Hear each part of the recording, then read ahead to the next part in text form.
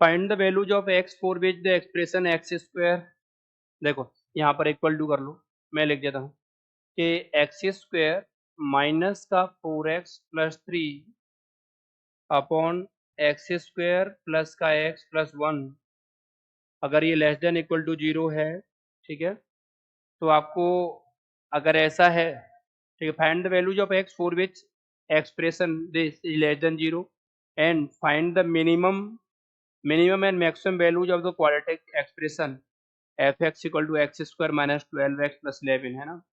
तो पहले आप देखो क्या करो, इसको सॉल्व करोगे, यहाँ से x के लिए रेंज आएगी और उस रेंज के लिए इस क्वाड्रेटिक एक्सप्रेशन जो दे रखा है क्वाड्रेटिक फंक्शन, इसका आपको मैक्सिमम मिनिमम वैल्यू निकालना है, ठीक है। तो आप एक चीज ये देखो कि जो डिनोमिनेटर में लिखा हुआ है ना, मैं यहाँ से लिखता हूँ कि एक्स स्क्वायर प्लस का एक्स प्लस 1, आप इसको देखो, ये क्या है, x square plus x plus 1/4 plus 3/4, मैंने ऐसे 1 को 2 पार्ट में तोड़ दिया। क्यों किया? क्योंकि देखो यहाँ से एक्स स्क्वायर, ये जो चीज है ये परफेक्ट स्क्वायर है, लिखो आप ये किसका स्क्वायर है, 1x प्लस हाफ का होल स्क्वायर प्लस 3/4। इससे क्या समझ में आता है कि जो डिनोमिनेटर में लिखा है ना वो पॉजिटिव क्वांटिटी है। क्या है वो? पॉजिटिव क्वांटिटी है। तो आप इनइक्वलिटी के इधर इसको 0 में मल्टीप्लाई करके आप भेज सकते हो। तो फिर वहां से क्या होगा कि एक्स स्क्वायर माइनस का 4x plus 3 less than equal to 0 हो जाएगा, ठीक है। अब मैंने इससे मल्टीप्लाई कर दिया दोनों साइड में, क्योंकि पॉजिटिव क्वांटिटी है, इसकी मिनिमम वैल्यू 3/4 होगी, 3/4 से जो है तो पॉजिटिव है, पॉजिटिव नंबर्स को इधर जाके मल्टीप्लाई 0 में होकर समा गया, ठीक है ना। अब इसको देखो फैक्टर करो तो x-1 और x-3 ये लेस देन 0 हो गया।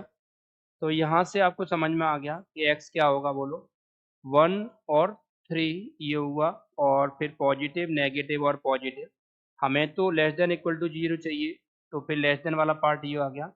यहाँ से मुझे क्या समझ में आ गया कि मेरा x जो है वो कहाँ से कहाँ तक है बताओ, 1 से 3 है। तो x मेरे पास कहाँ से कहाँ तक है, x 1 से 3 है, ठीक है ना। अब उसके बाद नेक्स्ट बात करते हैं फंक्शन के लिए। तो एफ एक्स क्या है, एक्स स्क्वायर माइनस का 12x प्लस का 11 दे रखा है ना, चेक करो, x square minus 12x plus 11, ठीक है, यही है। अब इसमें x क्या बोला गया है कि x कहाँ से कहाँ तक है, बोलो 1 से 3 में है, x 1 से 3 में है ना, x बिलोंग्स टू 1 से।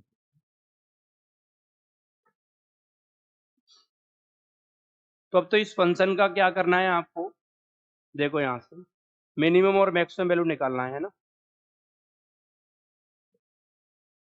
तो इसको तो फैक्टर भी हो रहे हैं, एफ एक्स इक्वल टू, आप इसको देखोगे तो ये तो x-1 और x-11 लिखा हुआ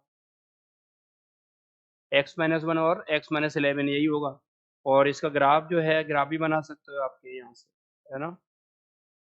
ये x एक्सिस हो गया। अब ये क्या है बोलो, 1, और ये क्या है 11, ये 1 है और ये 11 है।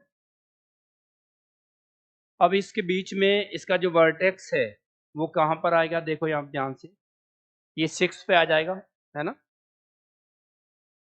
वर्टेक्स आप निकालना चाहो तो क्या, वर्टेक्स क्या होता है क्वाड्रेटिक का, एक्स भी बराबर होता है माइनस बी अपॉन 2a, है ना, उससे निकाल सकते हो आप। तो बोलो माइनस बी, तो ये -12 अपॉन 2, ए की वैल्यू 1, तो यहाँ से ये 6 आ जाएगा, 12 अपॉन 2 6, तो ये वाला पॉइंट क्या आ गया, ये 6 आ गया, है ना। ठीक है, अब मुझे तो 1 से 3 तक जाना है, मुझे कहाँ से कहाँ तक जाना है, बोलो 1 से 3 तक, है ना। तो 3 कहीं वर्टेक्स से, जैसे वर्टेक्स का कोऑर्डिनेट मान लो ये इसके करस्पॉन्डिंग ये है, तो इससे पहले 3 मान लो यहाँ पर है कहीं, ये 3 है, ऊपर लिख देता हूँ।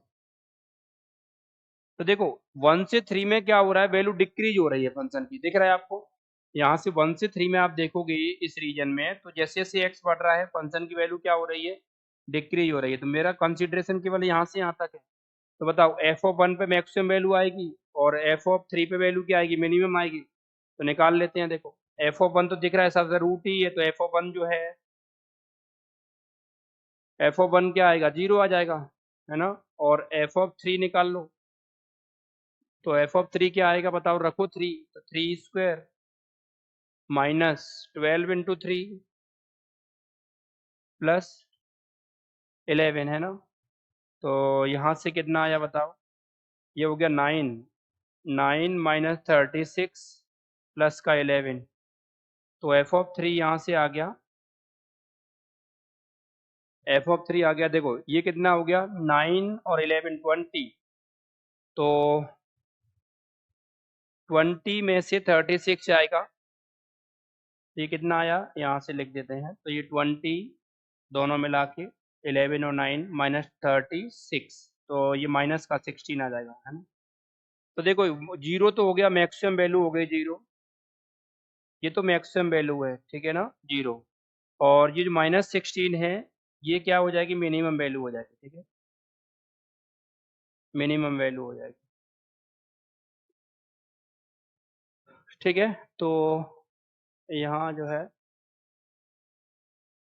फिर से लिख दे, तो लिख देता हूँ, यहाँ फिर से लिख देता हूँ कि मैक्सिमम वैल्यू जो है, मैक्सिमम वैल्यू कितनी है फंक्शन की, जीरो, और मिनिमम वैल्यू जो है, मिनिमम वैल्यू कितनी है बोलो, माइनस का 16, ठीक है। एक बार देख लो पूरा क्वेश्चन। तो पहले जो एक्सप्रेशन दे रखा है उससे हमने क्या निकाला, एक्स निकाला, एक्स के लिए रेंज आ गया 1 से 3। अब सेकंड फंक्शन का मिनिमम और मैक्सिमम वैल्यू निकालना है, किस रेंज में, 1 से 3 में। तो पहले मैंने इसका ग्राफ बना लिया, फैक्टराइज हो गया, तो 1 और 3, 1 और 11 इसके रूट्स आ गए, वर्टेक्स आ गया 6 पर। तो मेरा कंसिडरेशन केवल 1 से 3 तक है, तो 1 से 3 में मैंने देखा कि ये तो वैल्यू क्या है, इसकी डिक्रीज हो रही है, डिक्रीजिंग फंक्शन है, घट रही है वैल्यू। तो 1 पे वैल्यू, तो 1 तो रूट ही है, तो जीरो हो गया, 1 एफ ऑफ 1 तो जीरो ही हो जाएगा। तो लेकिन आगे वैल्यू डिक्रीज हो रही, तो एफ ऑफ 1 पे मैक्सिमम वैल्यू मिलेगी, और एफ ऑफ 3 पे वैल्यू कितना मिला है, नेगेटिव मिल रही है, डेफिनेटली नीचे ग्राफ है, तो एफ ऑफ 3 देखा तो माइनस 16 आ गया, ठीक।